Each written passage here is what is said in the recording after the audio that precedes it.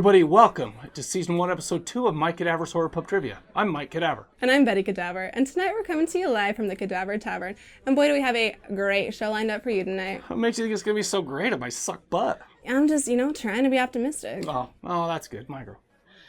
Anyways, our first round is a warm-up round, and it can consist of anything. Our second round is your favorite franchise, the Friday the 13th.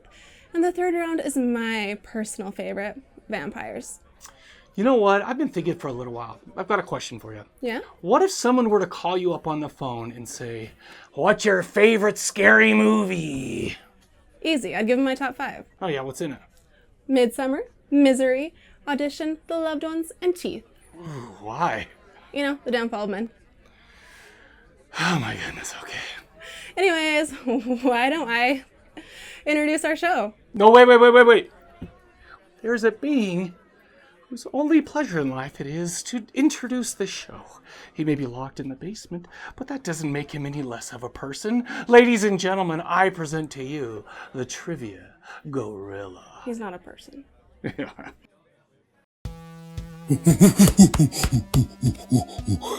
Hi, me Trivia Gorilla. Me tell you how to play horror trivia. There are 3 rounds of 10 questions. We'll ask the questions and give you 15 seconds to answer, with a spot to pause the video if you need more time. After all the questions in the round have been asked and you've had a chance to answer, we'll go over the questions again with the correct answer. There will be a break between rounds. Obviously, you're welcome to play this trivia any way you want, but here are a couple of suggestions. Grab a pen and paper and keep track of your answers as they come in, and keep score however you want. Or go on your phone to trivia.corpsecollective.com and use that website to create a game session for you and your friends to play together wherever you are. Just know that the questions on the app are multiple choice, so it may be easier if you go to the website. You'll see a link as to how to use the app. Click that if you have any questions. The app will grade and score your answers and let you know how you did versus your friends. So, Trivia Gorilla says, have fun. Like Betty mentioned before, the first round, we're just going to get you warmed up, get your brain all exercised, ready to go. They might be easy questions, but they can really be about anything. All right, so why don't we just let them go at it? All right.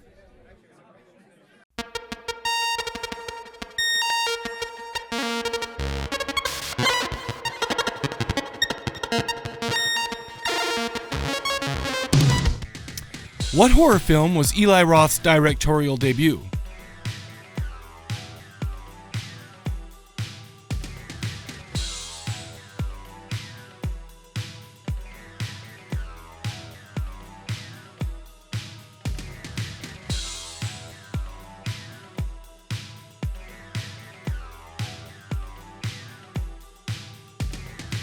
Number 2.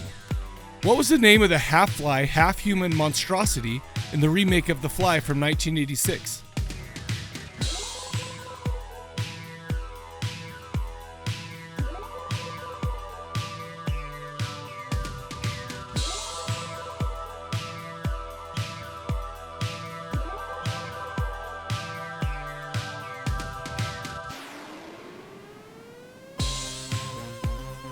Number 3.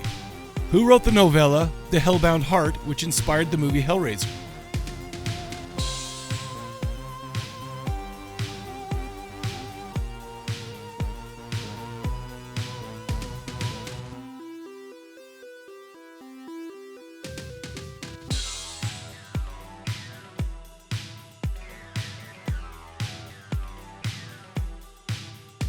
Number 4.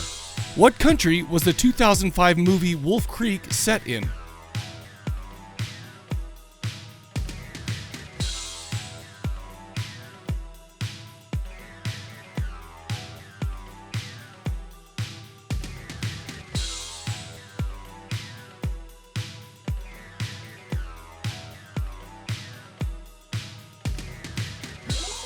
Number 5. What was the name of the possessed doll in the 2013 movie The Conjuring?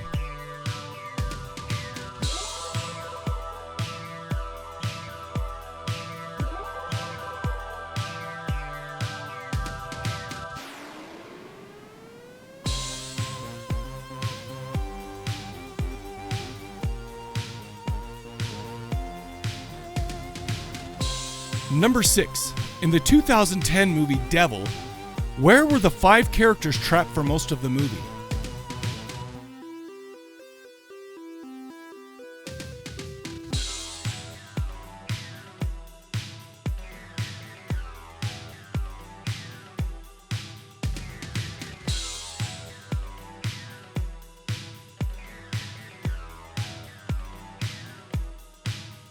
Number 7. What animal was Betty White's character feeding in the movie Lake Placid?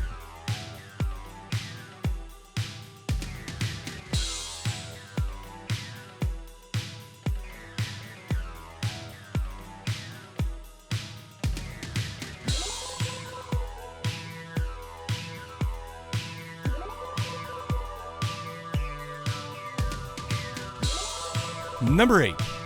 Which 1958 creature feature starred Steve McQueen in his first role?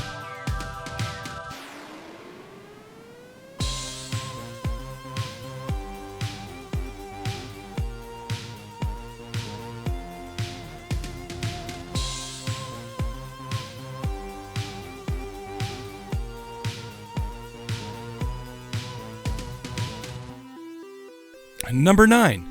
This 2014 film involves a widowed mother who becomes worried when her son asks her to read a scary pop-up children's book.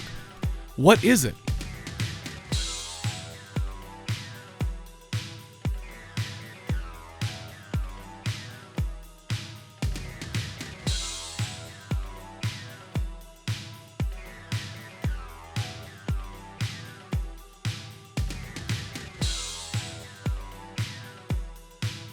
Number 10. The director of Drag Me to Hell from 2009 is most famous to horror fans for directing what other horror franchise?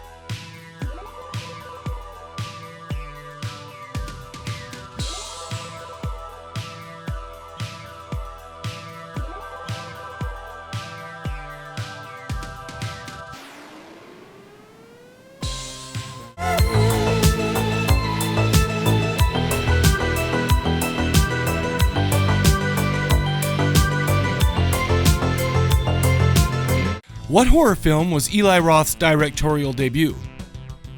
Cabin Fever from 2002. A strong first effort from a guy who's totally committed to horror. The GPMs, or gross outs per minute, in this movie are at a very high level. Even made me like the kid from Boy Meets World. Number 2.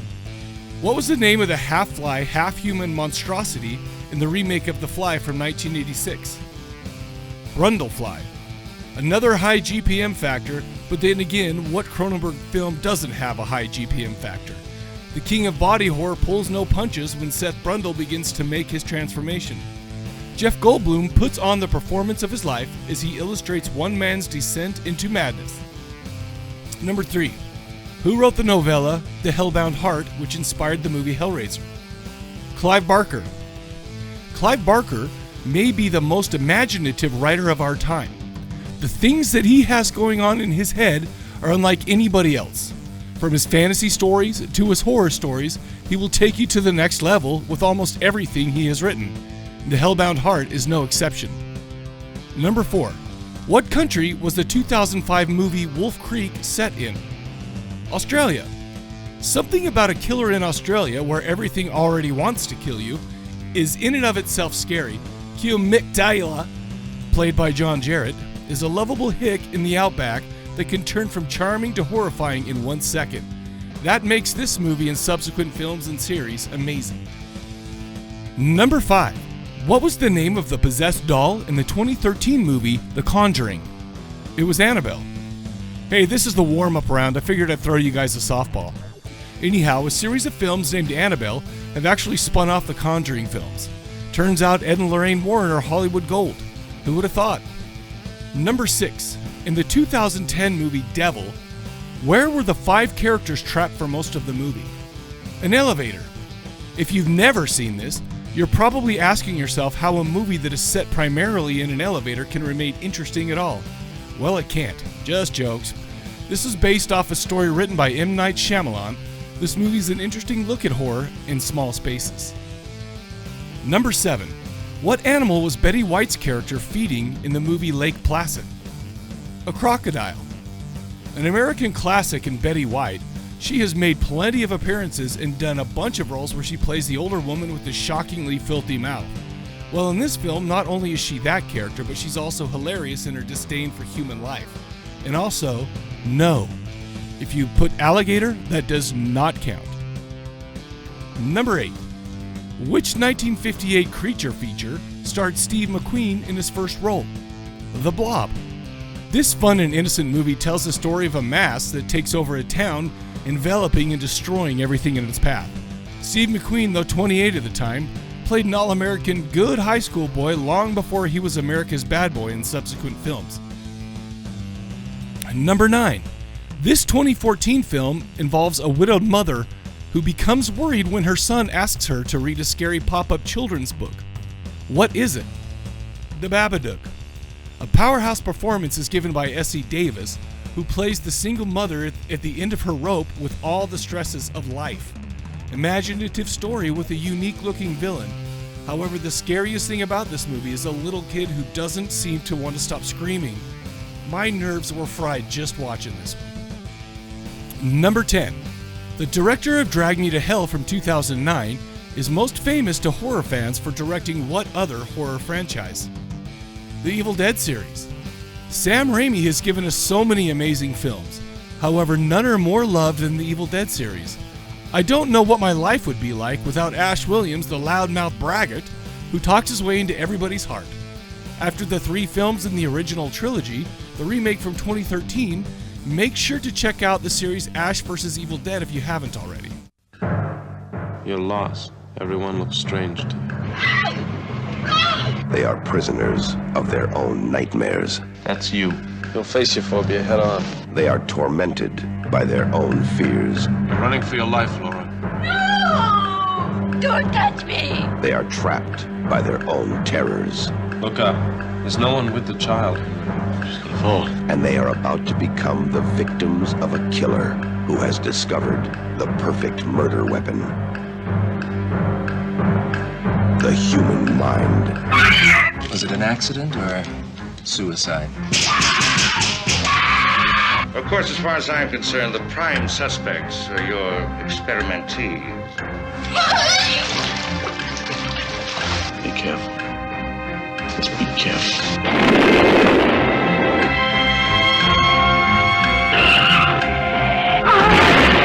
4 out of 5 patients in this project are dead. Now the deaths must link up somehow.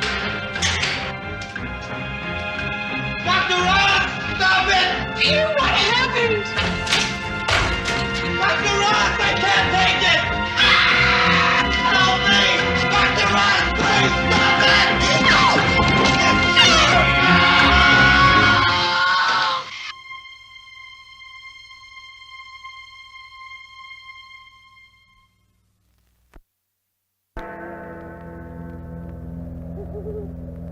Before your funeral, and your coffin lid is closed. Before you are buried, and your flesh turns cold. Before you are covered with the last shovelful of dirt, be sure you are really dead.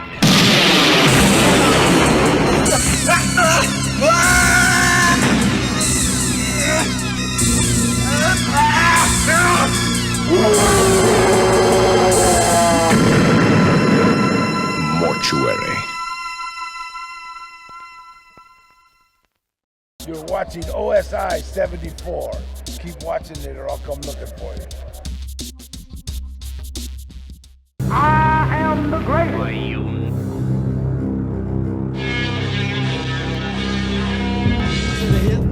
1, 2, 3 o'clock. The flying disc has been found. It's alive! Dynamite! No way! Danger, Will Roberts. it's a danger.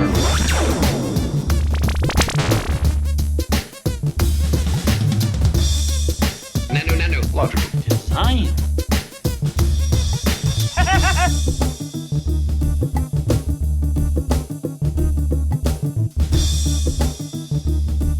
What you talking about, Will?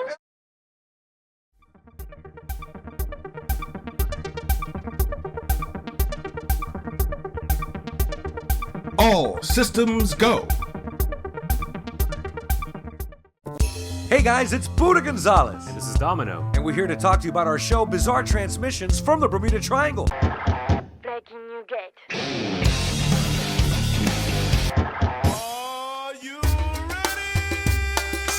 You see, our show features wild and one-of-a-kind music videos of all genres.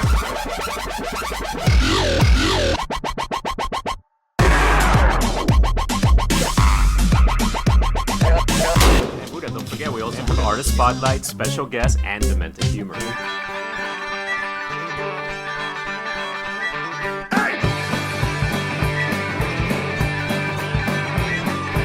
That's right, it's all part of OSI 74's Secret Sundays. What's an OSI 74? If you don't know that, you don't know nothing. Man, am I excited for round 2. Why? Well, because we're talking about, like you said, my favorite franchise. It's got the best horror, it's got the best kills, it's got the best suspense, and plus, I made you say the word mongoloid while you were reading the questions. Ew.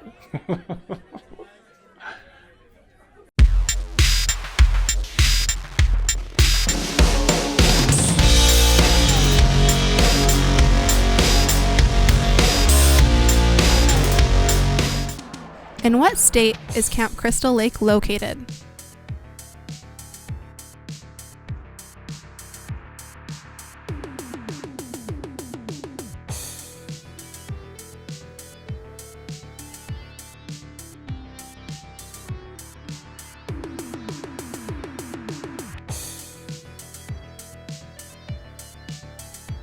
Question number 2. What was the name of Crystal Lake changed to in Jason Lives Friday the 13th Part 6, 1986?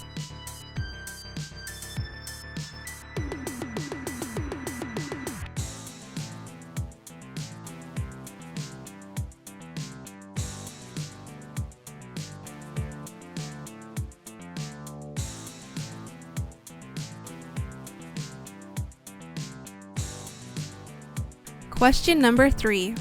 What is the name of the town crazy who claims to be a messenger from God sent to warn people not to go to Camp Crystal Lake?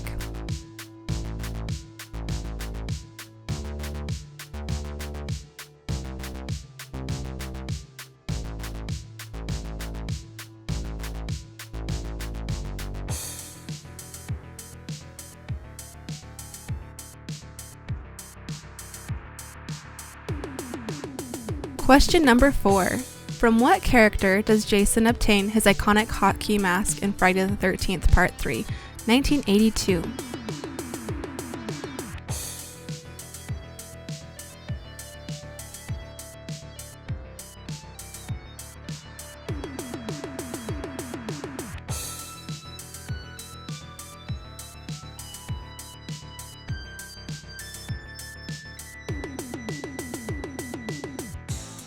Question number 5. What did Jason wear to cover his face in Friday the 13th Part 2, 1981?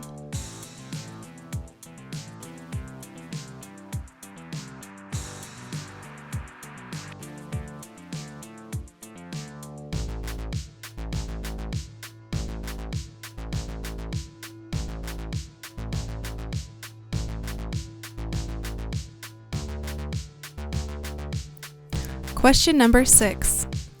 In which Friday the 13th sequel did Jason kill the town sheriff, Sheriff Michael Garris, by bending him backwards in half to the point that his feet meet his shoulders?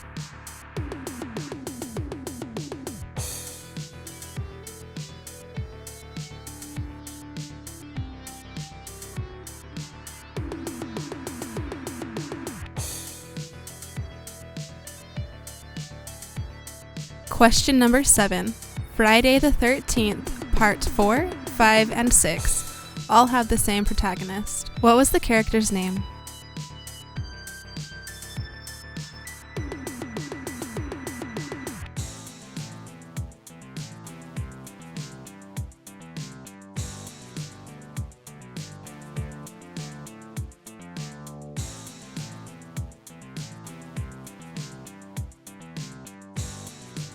Question number 8. What is the subtitle of Friday the 13th, Part 8?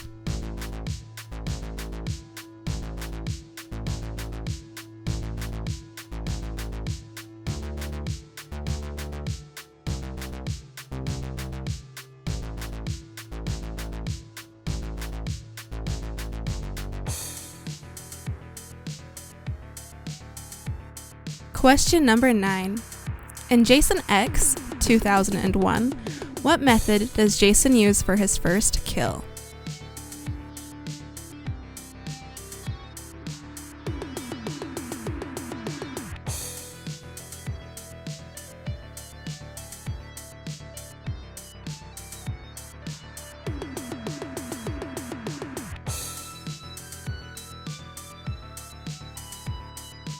Question number 10. In Jason Goes to Hell, 1993, we learned that Jason's ethos can actually move from body to body. What was the name of the slug that Jason's essence was actually in?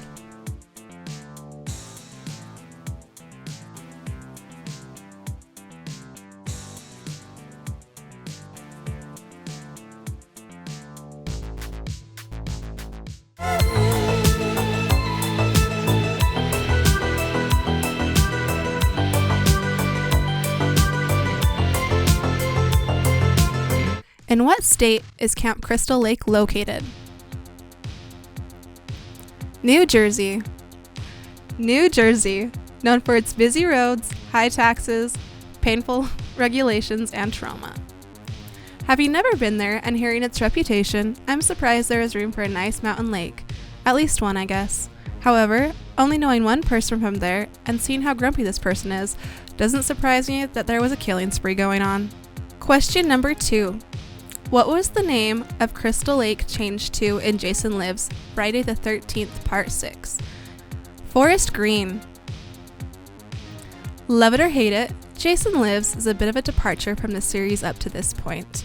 There's still amazing kills, however, no nudity, a much emphasized sense of humor, and the town being named Forest Green instead of Crystal Lake makes this unique.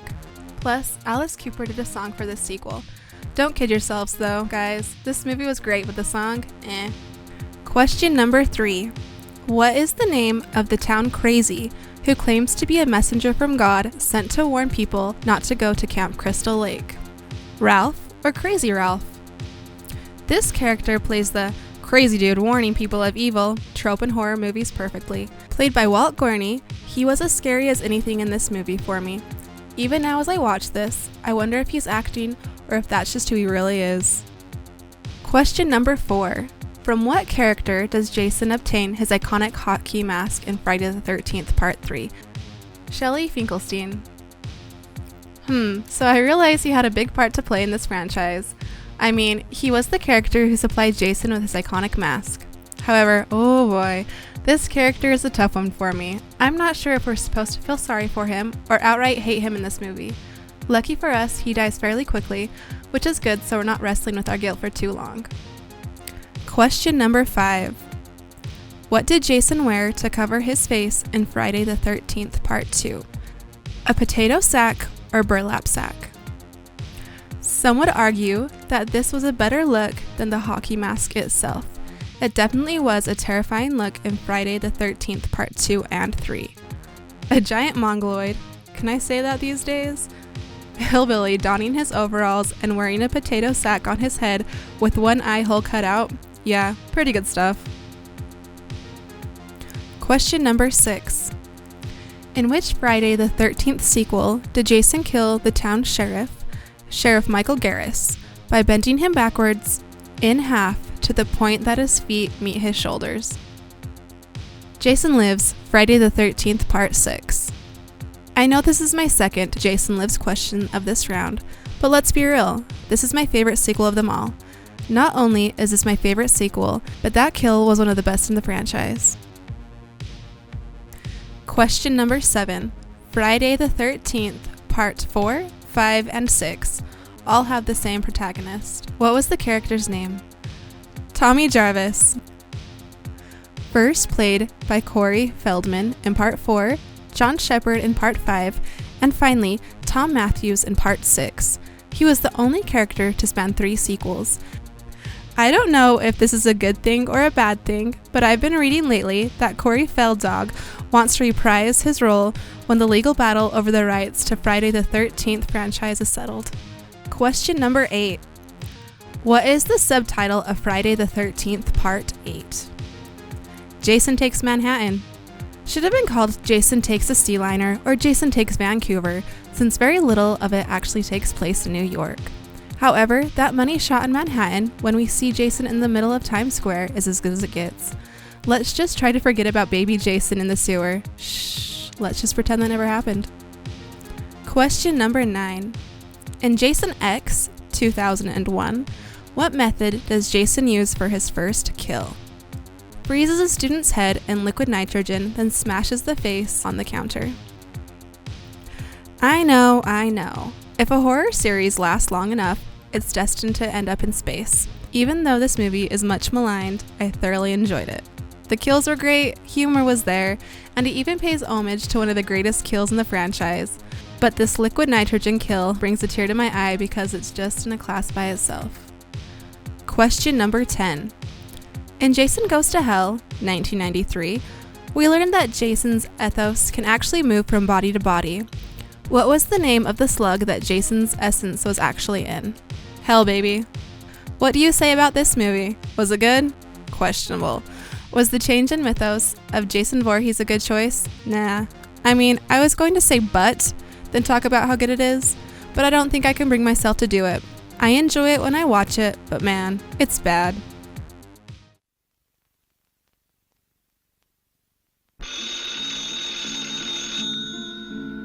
Science has created the ultimate instrument of death, your phone.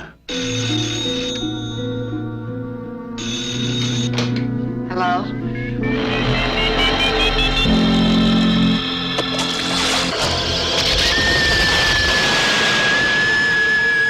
By the year 2000, there will be 1.4 trillion phones in the world. Hi.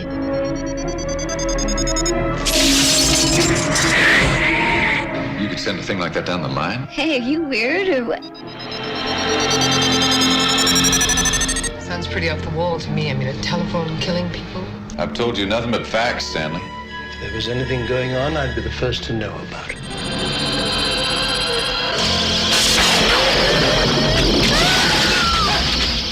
You're telling me that a telephone killed the girl?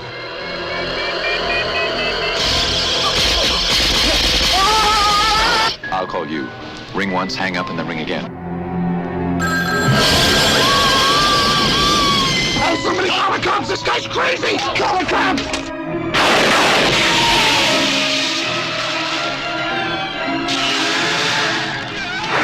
A madman pushes a button and kills by phone. Would you answer murder by phone?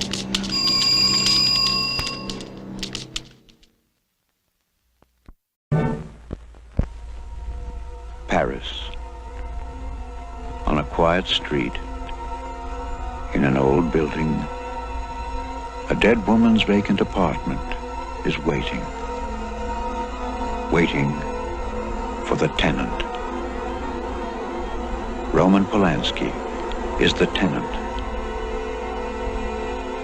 In Chinatown, he exposed the dark side of corruption. In Repulsion, he explored a warped mind. In Rosemary's Baby, he examined the occult. Now, the tenant, something altogether new, altogether chilling. No one does it to you like Roman Polanski.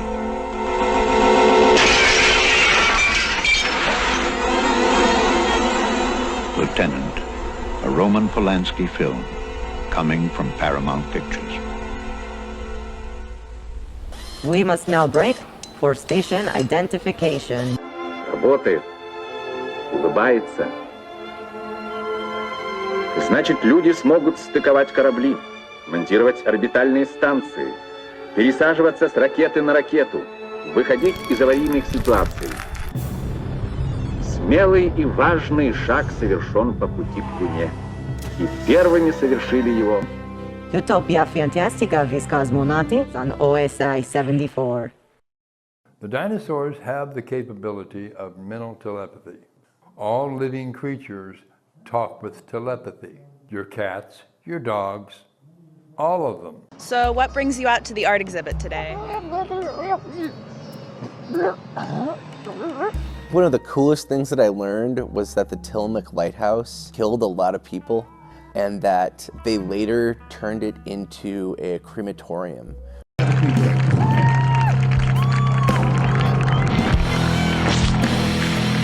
The world's first MMA fight between two quadriplegics, and we are going out with a bang as a fundraiser to help me achieve my dream of climbing Mount Adams.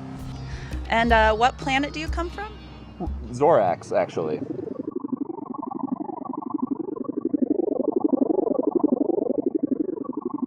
Pacific North, weird!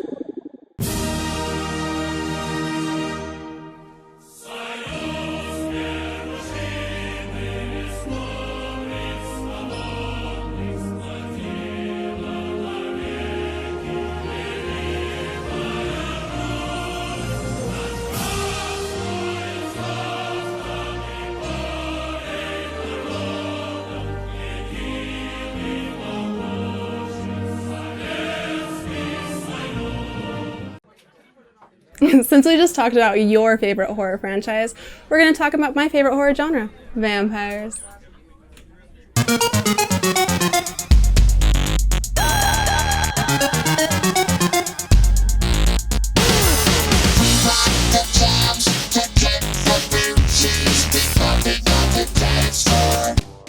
Number 1. What 2002 movie sequel directed by Guillermo del Toro featured a mutated form of vampire?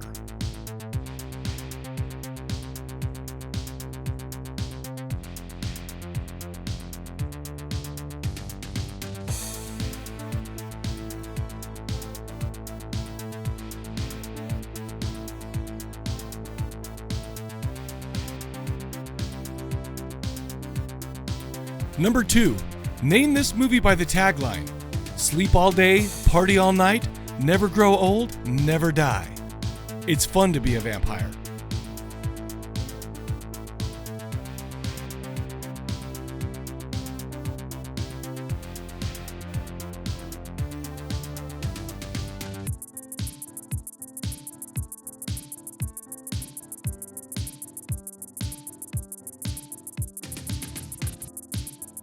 Number 3. Name the 1985 movie in which vampires from outer space menace London.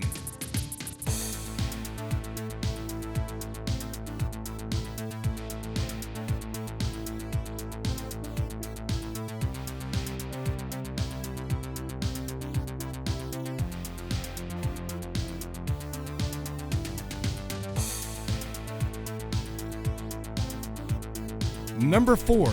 Who plays the main vampire hunter, Jack Crow, in John Carpenter's Vampires from 1998?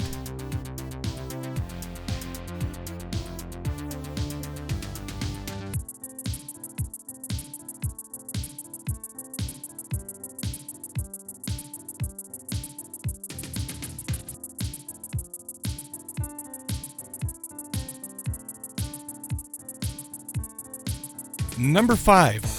What is the name of the vampire in the 1985 film where a vampire moves us in next door to Charlie Brewster?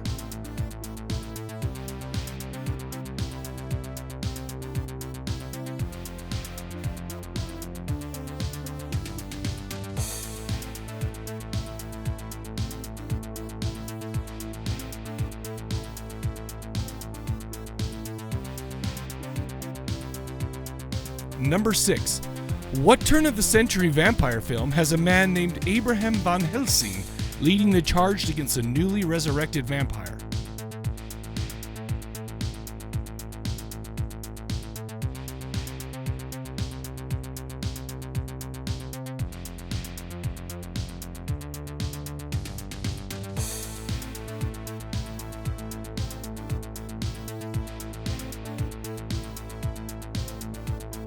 Number 7.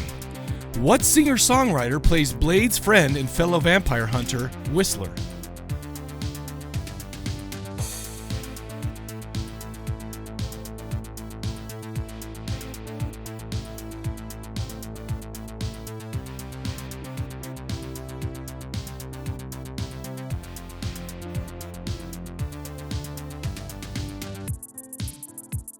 Number 8. Who plays the vampire in the 1979 remake inspired by Bram Stoker named Nosferatu?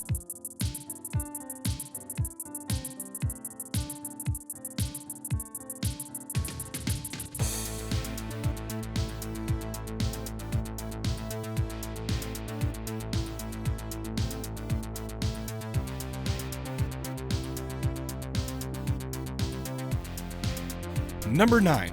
What horror legend plays the vampire hunter sex machine in 1996's From Dusk Till Dawn?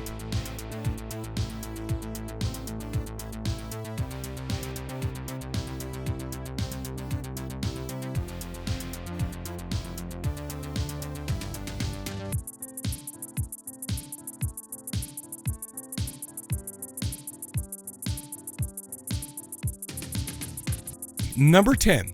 What author's novels are the films Interview with the Vampire from 1994 and Queen of the Damned 2002 based on?